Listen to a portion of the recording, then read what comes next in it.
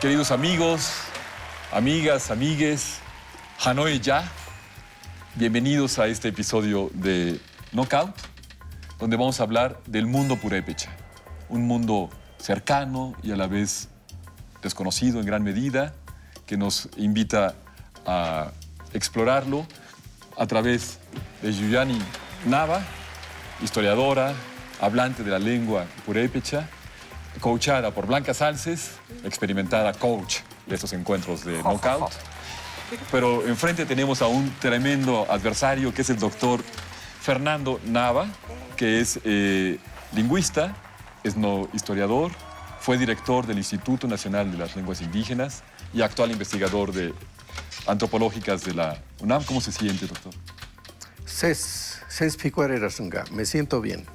Fantástico, coachado por Susana Molina Medina, la oveja negra de Ciudad Juárez. Suena la campana. Primer pregunta.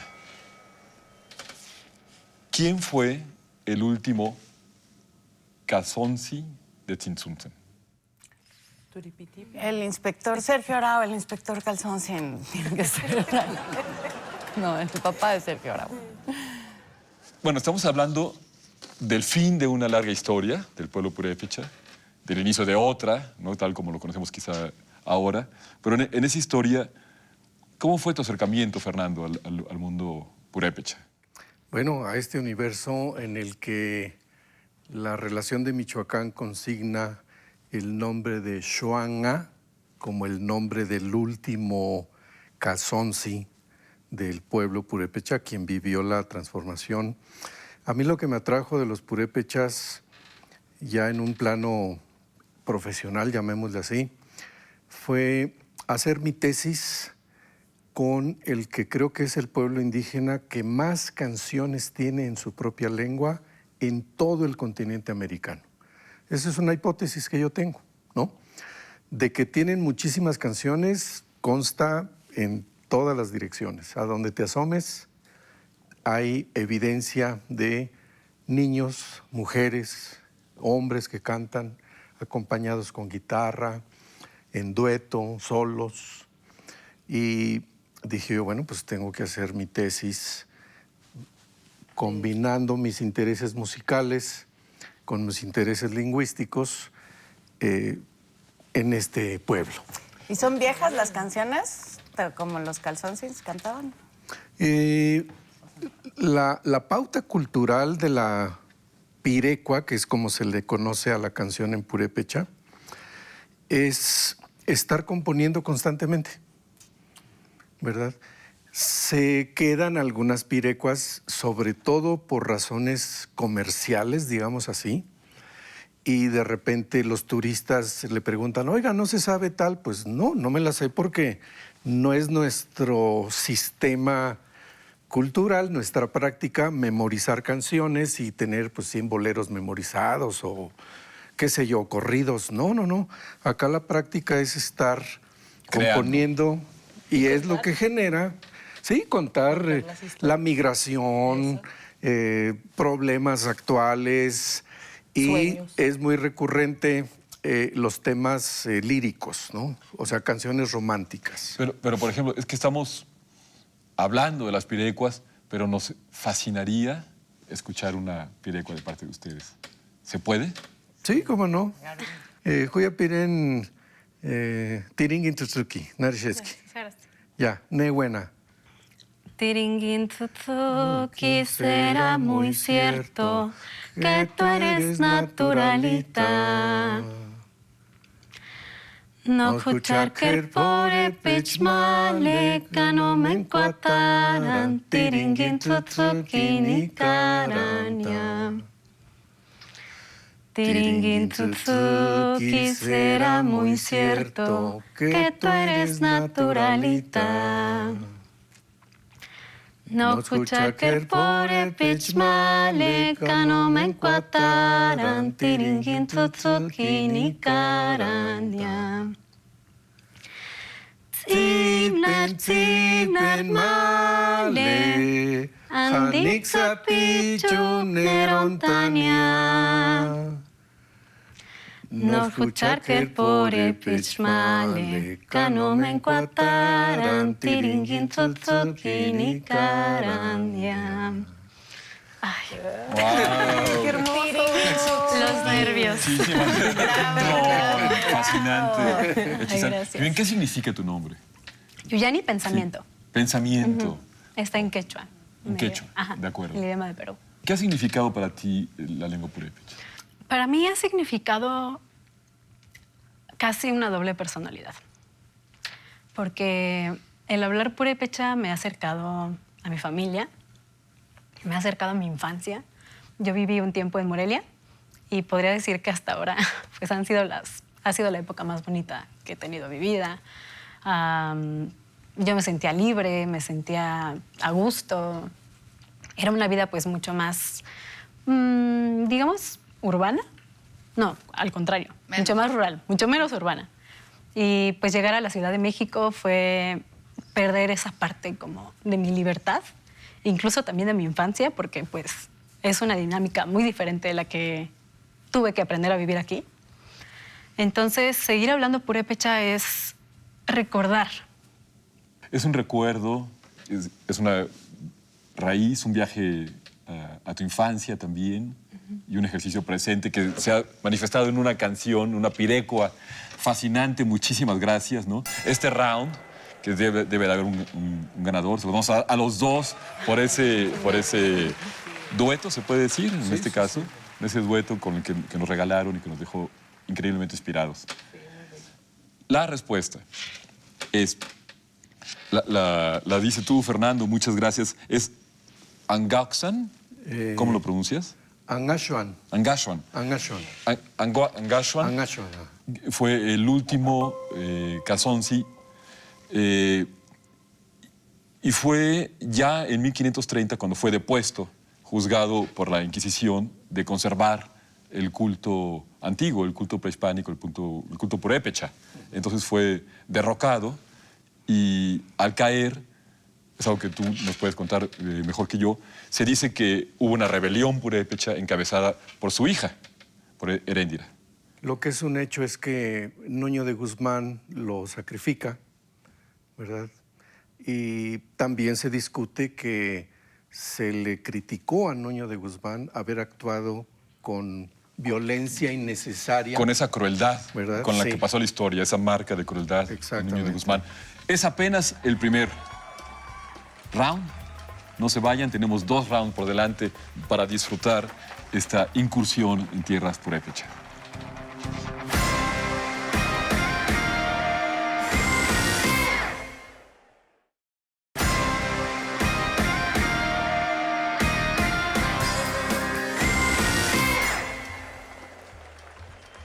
Segundo round de este episodio dedicado a uno de los universos más fascinantes que tenemos cerca de nosotros, además, ¿no? El mundo purépecha. La pregunta es, ¿quién fue Tariacuri? Tarea la que te mandan a la casa y Curi el que la hace. Al contrario. A mí me remitió a los tacos, válgame. No sé quién es, pero sé que Tariata es aire. Entonces, podemos partir por ahí. Y Curi es la que descubrió el plutonio, ¿no? Y bien, pero tú nos contabas de tu infancia en Michoacán, pero también de tu experiencia con una familia de alfareros en Santa Fe de la Laguna. Cuéntanos, por favor, un poco de eso. Bueno, justamente por mi lejanía física con los purépechas y por la facilidad que he tenido por aprender la lengua, pues quise acercarme más. Quise encontrar personas con las cuales pudiera hablar en purépecha, porque en la Ciudad de México, No pasa pues, seguido. es súper difícil. He tratado de contactar con personas pues, por las redes, por Facebook, mandándole mensaje a gente que yo identifico, esta persona habla purépecha, a ver, le voy a escribir. Si me enseñas, yo platico contigo cuando quieras. Me Yo puedo unir al encantada. chat colectivo. Yo encantada, la verdad, porque es súper complicado. Y las personas incluso se asustan. O sea, cuando ven que soy pues de la ciudad o que, no sé, no tenemos contacto, no tenemos nada más en común más que el idioma, pues se asustan. Entonces vi la oportunidad, estaba de vacaciones, tenía tiempo, tenía ganas y pues pude quedarme con esta familia. Me recibieron pues como un miembro más de la familia y pues estuve en la dinámica de ellos. ¿En dónde? ¿En qué ciudad? Santa Fe de la Laguna. Santa Fe de la Laguna. Ahí es puro purépecha que hablan. También hablan español. Ujú, son bilingües, la gran mayoría de las personas son bilingües. Y es esta histórica, fascinante población a la orilla del lago de Pátzcuaro, ¿no? Que además está precioso el lugar. Y Paradisíaco. cuéntanos de esa dinámica familiar. ¿Cuál era? Ok, pues para empezar, esta familia era, digamos, un poquito distinta a las demás porque el rol que tenía el padre de la familia, el señor Nicolás, un saludo, si no me está viendo por acá, era distinto al del resto de los padres o de los hombres que vivían, bueno, que viven en las familias purépechas. Y él era muy participativo, muy participativo. Entonces, la dinámica era colectiva. Todos cocinaban juntos, todos trabajaban juntos, cada quien en lo suyo, ¿no? Es decir, no sé, el señor diseñaba las vasijas, la señora las decoraba o viceversa. Las chicas, por ejemplo, eran 2 hijas, las que tenían 12, 18 años aproximadamente cada una. Pues se encargaban de vigilar el barro, ¿no? Que pues estuviera prendido y que no se quemara, que hay que ponerle cierta tinta, los esmaltes. Entonces, la dinámica era despertar temprano, desayunar, cocinar todos juntos. La comida era fresca todo el día. Como es en decir, la ciudad, ¿no? Muy parecido. Ah, no, sí, claro. En tus sueños, purépechas. Obviamente. La vida alrededor del oficio de la alfarería. Sí, totalmente. Pero ya que Yunuen nos hablaba de esta soledad lingüística en la Ciudad de México, ¿cuál es la situación de la lengua purépecha?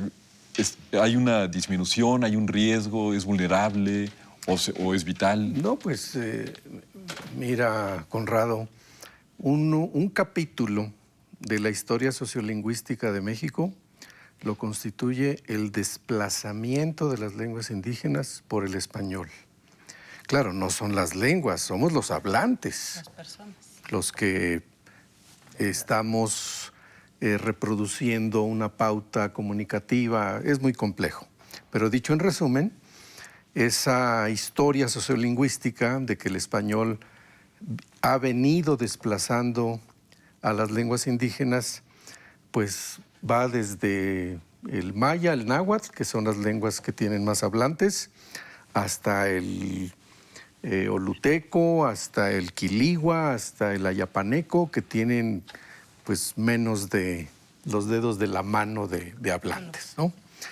Entonces, el purépecha en particular es una de las lenguas que se mantiene, hay núcleos de mucha conservación, ¿no? Bueno, entonces en esa perspectiva, en ese campo, sí, la lengua tiene muchos focos. Santa Fe de la Laguna es uno de ellos, es una de las localidades con mucho arraigo a la lengua, ¿no? Con mucho sentido de conservación.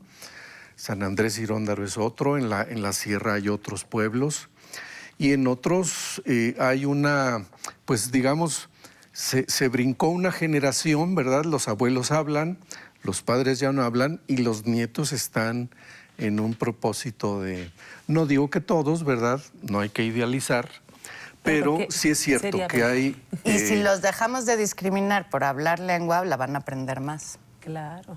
Porque eso, la razón por la que la dejaron de hablar es porque los mandamos Por a la goma. protección, ¿verdad? Exactamente, Para- entonces... Incluso una de las hijas de esta familia, tengo entendido que estudiaba la prepa.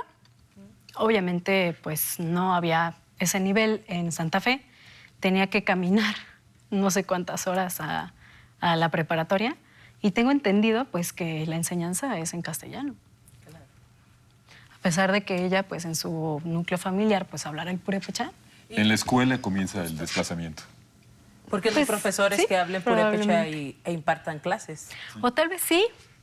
Yo creo que en este contexto sí pudieran haber profesores que hablen purépecha. Claro. Pero, pues, para empezar, los libros están en castellano. Bueno, por esas memorias en Santa Fe de la Laguna, por esa estancia en esa familia, alrededor de ese horno, con esa comida fresca. El round se lo lleva. Yo lleno. Esto es un acuerdo unánime. Estaba bien, estaba bien. Volviendo a nuestra pregunta, ¿quién fue Tariacuri? Tariacuri, como ya Yuyen nos dio una pista, tiene que ver con viento.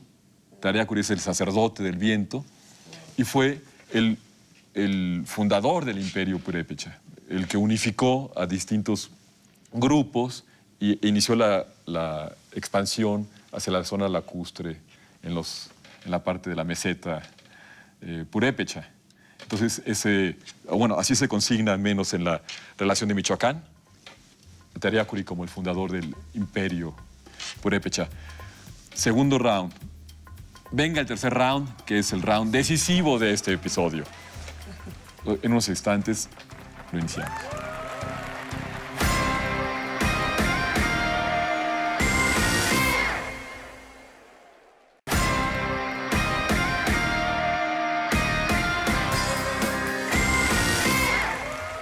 Tercer round. ¿Cuándo se creó la bandera purépecha o Anacucúa? O Anacucua. Pues cuando necesitaron ir a mostrarla, probablemente, y a identificar, después de las yacatas. Tú di algo, vamos ganando, no podemos perder, ya no podemos perder.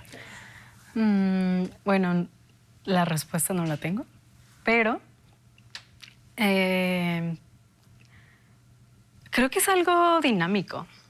Creo que el significado del ser purépecha es dinámico. Entonces, justamente, retomando un poco la experiencia que tuve en Santa Fe, pues la gente se ha tenido que adaptar. Ha tenido que hacer esta lucha entre adaptarse y defenderse. Entonces, pues justamente no podemos hablar de un momento en el que se identifica, ¿no? Nosotros somos purépechas, esto es nuestro, y aquí nos quedamos, ¿no? No, es algo que avanza, es algo que Cambia, sí. que cambia. Ajá. Entonces, por ejemplo, con el señor Nicolás, él tiene una radiodifusora en Santa Fe, es autónoma y pues es un trabajo de identidad constante. Fantástico. Y como lingüista, ¿tú puedes observar esa transformación de la lengua purépecha? Sí, más que transformación, es una lucha, es una defensa, es un trabajo por mantener la lengua como uno de los factores de identidad. Regresando al caso de la bandera que va pegado, la bandera tiene 4 colores y cada uno de estos 4 colores representa las 4 zonas geoecológicas que se han reconocido recientemente en la configuración del territorio purépecha, ¿no? Esto es nuevo. ¿Qué colores son? El azul del lago, el verde de la sierra y, bueno, no me quiero equivocar, otro de los colores es la ciénega y otro de los colores es la región de la Cañada de los 11 pueblos. Entonces son estas 4 regiones con los colores y en medio está una mano empuñada y la leyenda es Juchar Huinapicua, nuestra fuerza. Y, Fernando, ¿hay una literatura contemporánea en purépecha? Sí, cómo no. Tienes tú a escritoras. Rubí Sanda es una escritora que tiene sus cursos de purépecha. Tienes a un Ismael García Marcelino que tiene novelas en purépecha. Y aguzados. La línea literario-verbal funcional es la pirecua. El papel de la música en la conservación y de la la lengua. literatura, o sea, la literatura, sí, la letra cantada, sí, la letra cantada, vamos, quitando las etiquetas de la literatura y las bellas artes, claro. Tú te asomas al pueblo purépecha y la producción literaria es cantada. Y son las pirecuas de personas de todas las ocupaciones. Hay campesinos, alfareros, pescadores que hacen pirecuas, hay hombres, mujeres, niños que están participando. Wow. Ese es el... En paralelo a, pues, estas personas que menciono, entre otros, la producción académica de gentes como la doctora Berta Dimas, que es purépecha de Santa Fe, y pues tiene una línea de producción académica sobre plantas medicinales. Y, sí, digamos, hay una literatura tanto artística como académica.